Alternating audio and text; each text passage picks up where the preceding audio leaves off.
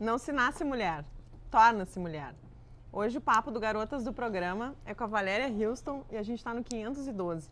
Nós vamos começar com um questionamento que a gente tem se feito muito e na nossa vida de militância aqui, enquanto mulheres, isso para nós é uma pergunta recorrente. O que é ser mulher para ti, Valéria? Essa pergunta é muito cretina.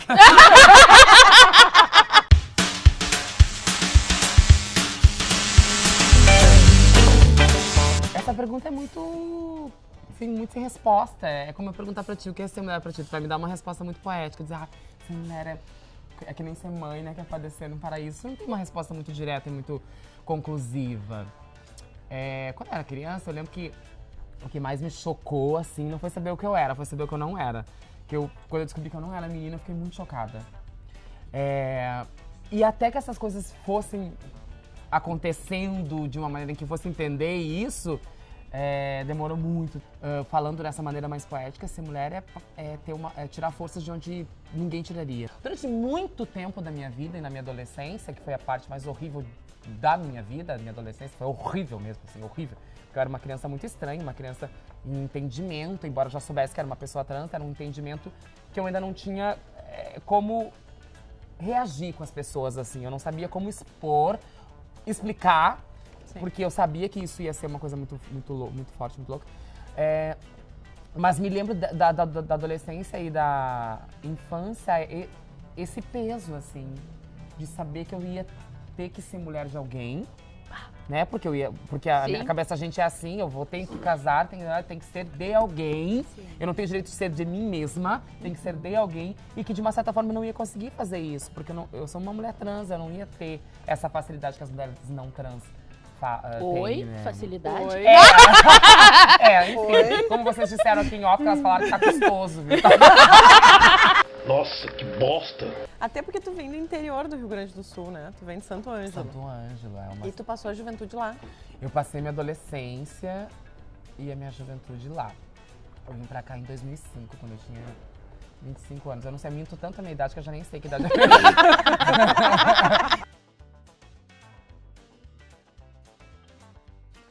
Santo Ângelo é uma cidade colonizada por alemães, então tem toda uma questão racial também, aí junta-se a isso, né? E vi muitas coisas lá, assim, que me machucaram muito. E eu falo que eu fui levada até os limites da cidade e disseram, não volta mais aqui. Não foi isso, mas foi quase. Também agora, quando eu volto pra lá, eu volto que nem Tieta, voltou na novela. Eu confio dela, que eu quero pelo menos dar um beijo na sua face fria, cadê? Eu fui aquela criança que ia pra escola com o material escolar num saco de 5 quilos de açúcar. E que ouviu de uma colega branca que disse, tu não tem no teu material porque tua mãe é preta. Fui essa criança aqui.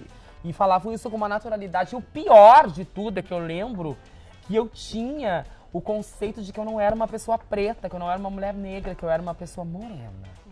Isso era mais bonito de falar, entendeu? Sim, pra te sair daquele conceito do negro retinto, negócio, né? Que é o feio, que é o sujo, que é o violento.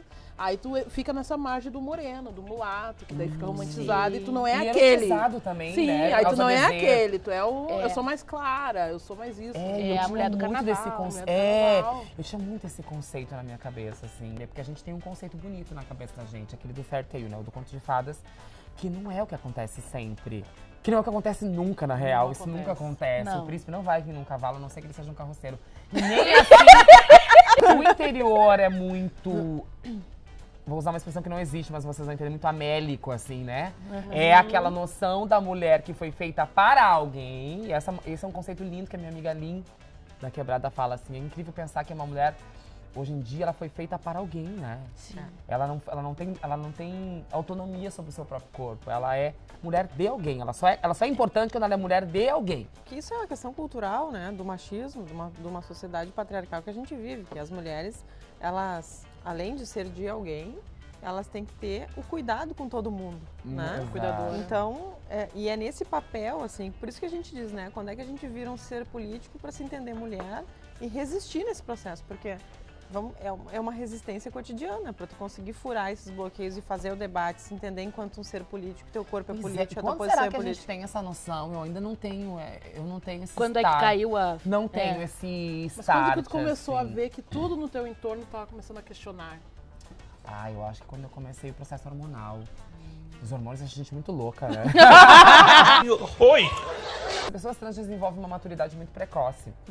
Eu soube no momento em que eu me descobri uma pessoa trans, embora tivesse naquela confusão de não saber se era uma pessoa gay, o que eu era exatamente, eu tive certeza absoluta de que a minha vida não ia ser fácil. E que eu ia ter que ser muitas pessoas em uma só. Eu ia ter que ser a pessoa na frente da minha mãe, eu ia ter que ser a pessoa na frente do meu pai, eu ia ter que ser uma pessoa na frente da minha professora, eu ia ter que ser uma pessoa na frente dos meus amigos. Então eu tive certeza absoluta naquele momento que eu ia ter que ser muitas pessoas. E que eu ia ter que ter esse discernimento. Sabe aquele filme do Robin Williams, que ele é uma babá quase perfeita? Sim. Que ele uma hora se perde e vai e é uma pessoa e é outra. Eu tinha certeza que ia chegar esse momento e um dia esse momento chegou, né? Como já era esperado. Como já era esperado. Foi aí que minha mãe falou, mas o que tu quer? O que tu é da tua vida? A gente sempre sabe. Entendi que sou uma mulher trans. Ótimo. E agora? Tem muitas possibilidades. Não, nossas possibilidades não são certas. Eu tenho que ser uma mulher que gosta de um homem. E me tira da barata o pé dela que é peludo. Não. Conforme a gente vai debatendo todos esses assuntos, né, eles estão entrando na roda e vai entrando na agenda política. E aí aquela pessoa que se via morena, né, que se trajava de Amélia, ela começa, querendo ou não, aquele debate que antes ficava escondido, começa a ficar na frente dela. Ou ela tem que se posicionar, ela vai ter que falar. É tão abrangente, não é? E aí ela entra nesse processo, ela vai entrar justamente nesse processo mesmo, de construção da identidade. Enquanto o processo ele é cruel, né, porque a gente começa a ver tudo aquilo que a gente não via antes, né, tudo que estava escondido, ele começa a vir à tona conforme tu vai construindo a tua identidade. Exato. E vai identificando, né, os amigos que não são tão amigos, aquelas falas que tu ria, que hoje tu não ri, porque é totalmente perversa. Tu vai te posicionando, Ontem eu fui corrigida por um amigo, que ele milita pelos direitos das mulheres trans. Ele é um homem cis, gay cis, né, você sabe que cis é que... Enfim, procurem no Google, vocês têm mais fácil. Vocês têm que... É mais fácil, sabe o que eu falo? Vai colocar aqui. Sabe o que eu falo? Você tem discernimento para procurar Xvideo pornotube no Google? Então você tem discernimento para procurar o que é uma pessoa cisgênera. E eu recebi várias coisas sobre o Dia dos Namorados, aquelas coisas, umas coisas muito engraçadas. E uma das que eu postei era uma pintura renascentista com um cara com o pintinho bem pequenininho. E aí, assim, a legenda era... Eu tirei a roupa pra isso. Não! Poderia ser! Não acredito pra isso? Eu responderia, fiz a Xuca pra isso. Tanto trabalho pra nada. Não sabe quem é Xuca, vai procurar no Google. Ou arrumar uma amiga gay que ela vai te contar certo. Isso é utilidade pública. Utilidade pública. Necessário. A legenda era... Ai, nossa, e pensar que você se preparou tanto e o presente não era do tamanho que tu esperava, alguma coisa assim. E aí esse meu amigo falou assim, tem homens trans que talvez não gostem dessa piada. E eu não tinha me tocado disso e fiquei um pouco puta na hora. Quando eu falei, porra, Marta, agora tudo é...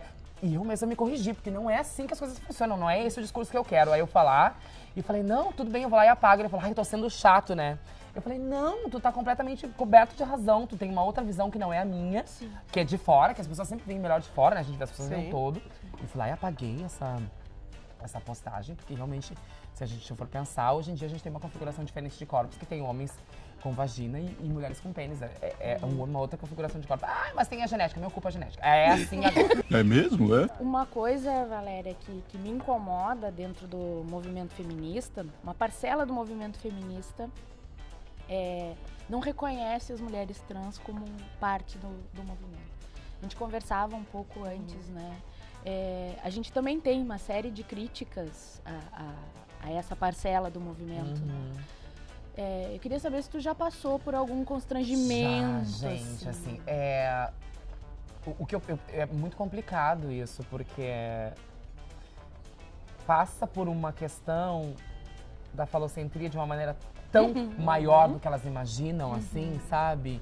Quer dizer, elas estão indo contra o próprio discurso. Eu acho que tu ir contra uma mulher trans é tu ser completamente falocêntrica e aí ir contra aquilo que tu tá falando, né? Tu tá se desdizendo, como diria Raul Seixas. Embora eu acho que o movimento LGBT é muito difuso. Quando as pessoas e eu falo isso, já fui quase que massacrada numa palestra que eu fui dar, falando sobre isso, que quando perguntam pra mim, mas quais as raízes da homofobia? Eu falei, o próprio movimento. É o próprio movimento. Por quê? É o gay menos afeminado que não gosta do mais afeminado, que por sua vez não gosta da mulher trans, que é a mulher trans que não tem cirurgias plásticas, que a outra que tem um monte de cirurgia plástica já condena ela que ela não é trans, porque não tem uma prótese de silicone, porque não tem... Gente, enquanto vocês não se ajeitarem entre vocês, enquanto vocês não se entenderem entre vocês, vai dar muita merda. Por que a bancada conservadora consegue tantas coisas? Porque eles são organizados. Que se Unificados, unem. Porque se unem, né? Eles são organizados e se unem. Se a gente se une nessas lutas, assim, o quanto a gente vira potência. Porque é isso, eu tenho que respeitar a tua luta, porque ela vem de um lugar diferente. A minha luta é um lugar, o feminismo negro é outro. Quer dizer, mas a gente se junta ali, ó. Se a gente se juntar ali, o quanto é potente essa luta por igualdade. A palavra-chave da igualdade é o respeito, porque iguais a gente nunca vai poder ser. Mas se a gente tiver respeito dentro das nossas possibilidades, uma mulher ter o seu trabalho respeitado enquanto mulher, um homem trans ter o seu momento de trabalho respeitado enquanto homem trans, uma mulher trans... Gente, é isso, a pauta de tudo é o respeito, porque igual a gente nunca vai ser. Eu fui agredida por um cara transfóbico no dia 30 de agosto de 2015. Ele me esfaqueou, me agrediu. E foi daí, desse dia, que ele falou assim pra mim, teu lugar não é aqui, aberração. Foi aí que eu percebi o quão importante era a minha voz, realmente, e que o meu lugar não era ali, né? Meu lugar não era ali, meu lugar era falando sobre isso e argumentando sobre isso e disseminando essas informações. Então é preciso se pensar que a gente está falando aqui na dignidade de umas pessoas, de toda uma fatia da população. Sim. Como essa coisa linda que a gente tem agora, da facilitação do nome civil das pessoas trans, que quando eu fui fazer esse processo foi muito demorado. Foram 2 anos para trocar o nome, mais 2 anos para trocar o gênero. E foi uma coisa um pouco complicada. Eu passei por uma psiquiatria forense. Foi muito engraçado a psiquiatria forense. Você, o que te perguntaram? A pessoa perguntou assim pra mim, eu vou te fazer umas perguntas sou um pouco estranhas pra ti. Bem sério, assim, o rapaz. Sou um pouco estranhas pra você, mas pra mim tem... Eu falei, se pra ti tem algum sentido, tudo bem. Perguntou, você conversa com a televisão? Eu dou boa noite pro William.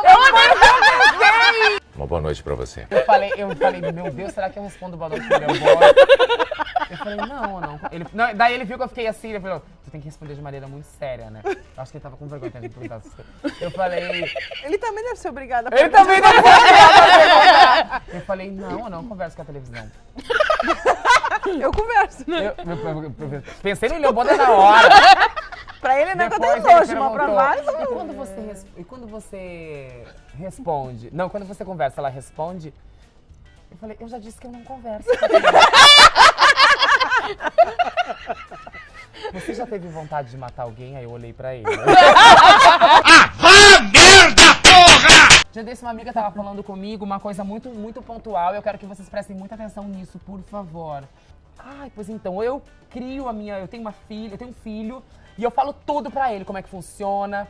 E ele viu os meus 2 amigos juntos, viu 2 amigas juntas. Eu falei, claro que pode, o importante é gostar. Eu falei, nossa, que lindo que ela, já gostei dessa mulher. O problema é minha mãe. Minha mãe não entende muito, assim. E às vezes fulano e fulano vão lá em casa, ou a fulana e fulana vão lá em casa, e ela não entende muito, fica um pouco sem jeito. Já me incomodei. Eu perguntei assim pra ela, a tua mãe tem celular? Tem. Inclusive ela não para de falar comigo. Tua mãe tem celular. Tua mãe tem WhatsApp? Tem, ela tem WhatsApp. Tá assim falando comigo, ela falou, meu amor, uma pessoa que se adequou a um celular, a um WhatsApp, vem dizer pra mim que não se adequa a uma coisa que não é nem do cu dela. Não. Então não me venha com essa desculpa de... é uma pessoa muito antiga, não sei. Isso é muito moderno. Usa o WhatsApp. Isso não é moderno. Não é moderno. Se você sabe usar um celular. Ainda que não saiba, assiste televisão, né? Sim, tem sabe então, mexer no controle. Não aceito esse tipo de... Usa fogão a gás. Não aceito esse tipo de conceito, sabe? Vem pautar o teu preconceito em outras coisas. Não, amor, não faz isso, que tá feio, meu amor, tá feio, amiga, tá bem feio. É isso então, gente. Hoje a gente gravou com a Valéria e a gente se torna mulher todos os dias fazendo esses debates. Seres políticos que ocupam o mundo com amor, com alegria, mas também com discussão política. Um brinde ao sucesso dos outros, que o nosso tá garantido. Isso aí! O nosso tá garantido porque a nossa mãe de santo é boa!